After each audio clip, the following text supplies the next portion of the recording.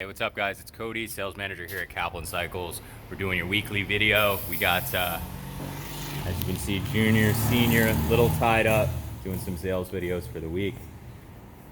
Let's go check out what Carl's doing downstairs. Just redid this GT.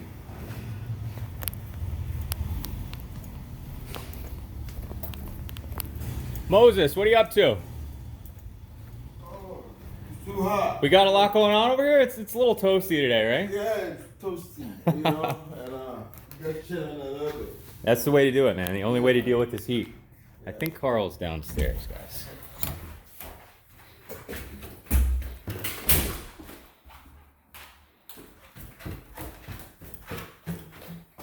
Hey, Carl, you down here? Hey, what's up, man? What's going on, Cody? I was taking a look at this yesterday when I was here, Carl. Do you have any idea what this thing is? Did we just get this in? Your guess is as good as mine, but I've been doing some reading on it.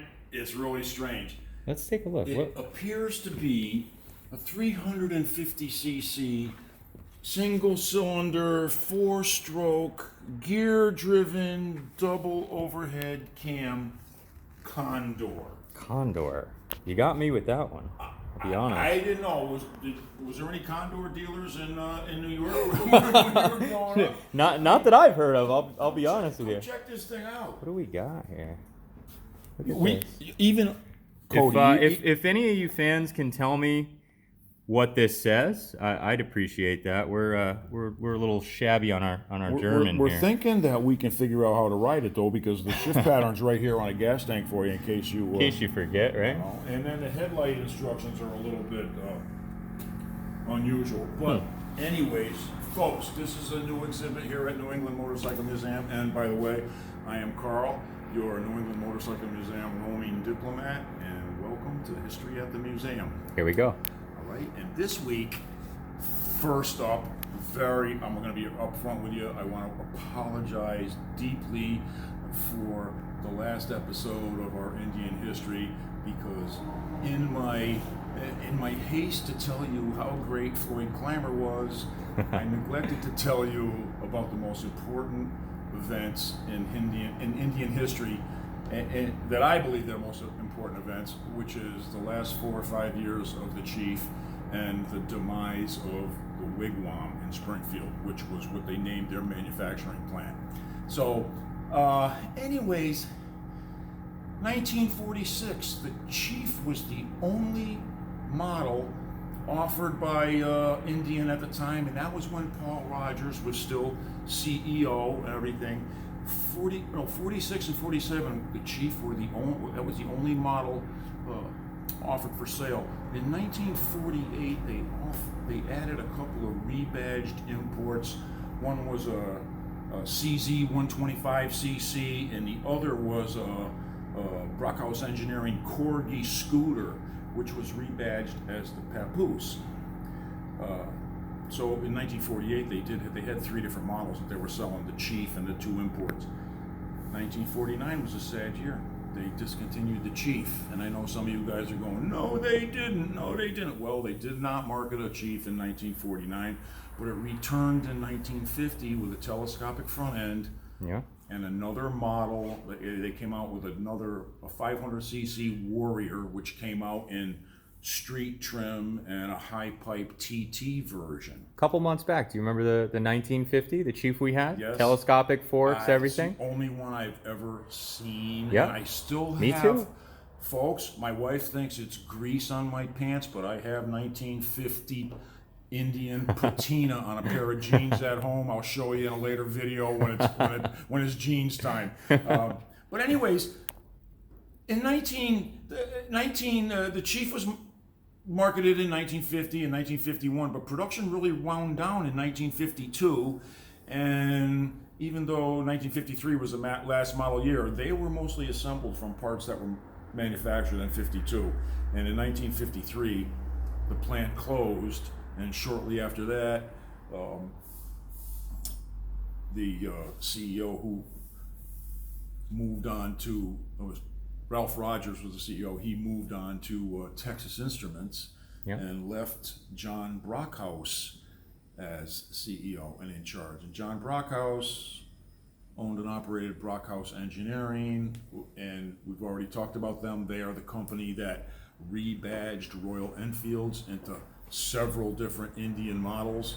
And we talked about that back in episode 1, but what I want to do in this episode, instead of carry on after Floyd Clymer, I want to show you the people that come in here and visit our museum. A lot of times they walk by the bikes and they're stunned by their beauty, but they miss some of the details. So what you got this week? What did you have to show us this week?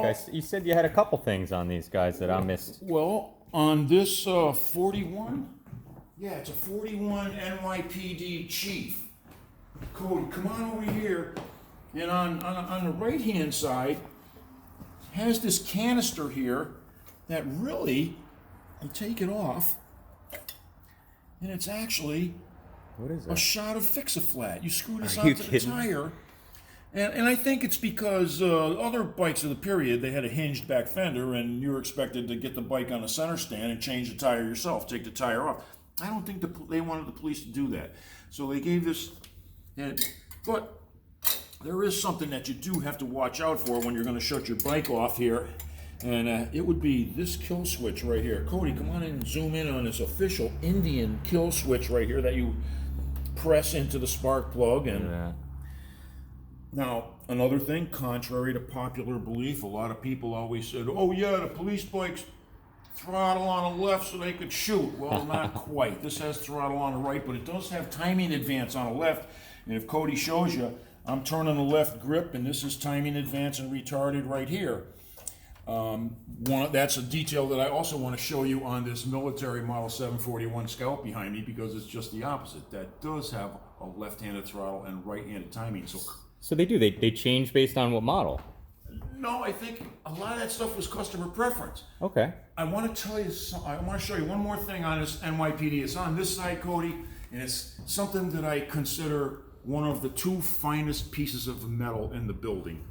And it's this siren right here. It's just a beautiful piece of metal, and you would activate this siren. You have to have your bike rolling, of course, because on the back of this there's a shaft that runs up against the rear tire, just like your old bicycle generator, and boom, you got a siren. The activation is right here with your heel. As you can see, it rolls into the tire. Wow, yeah, look at that. Very cool. And for you guys that don't know, this is the clutch. And you don't even you have to push the clutch in, and you have to push it back out. You have to feather it back out on these machines. See this? It stays there, and I think that's so you could maybe put your feet down at a stop sign or something. There's your left-handed shifter on this 41. Let's take a look at this 42 741. Okay. This is one of my favorites, I'll be honest. Right-handed twist grip. Look at the distributor turning. Timing again. So that means your throttle is on the left hand, and unlike that police model right there, this one shifts on the right. The police model shifted on the left. Same type of clutch, military type airbox and thing. It's just that it's just a really neat piece. To me, it really doesn't go too fast. Cody can show you that. Come on over here, Cody. Take a look. This is actually what this is. It's a model 741, 30.07 cubic inches, which is about 500 cc's. Speed not to exceed 60. And there's your oil rating and what kind of plugs to use. But we need to be going more than 60. So to do that, we come over to this Roadmaster. Hey Cody, another favorite, which we detailed a little bit last week, was this Roadmaster. After we loaded the video up on YouTube, my brother in San Antonio took a look at it and said, "Hey Carl, those are Morgan silver dollars." So I want you to come down here and look at these. I always thought they were just conchos. There are a few different ones on here, but I think the ones on the left side were at least Morgan silver dollars. Yeah, and we don't know if they were a reproduction or not, but they are beautiful. Very cool. You can see the beveled edge. Should be.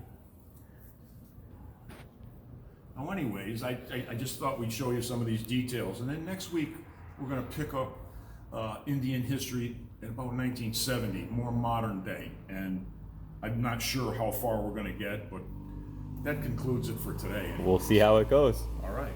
Hey, thanks again, Carl. Okay. Beautiful day out there, guys. Thanks for tuning in. God bless America.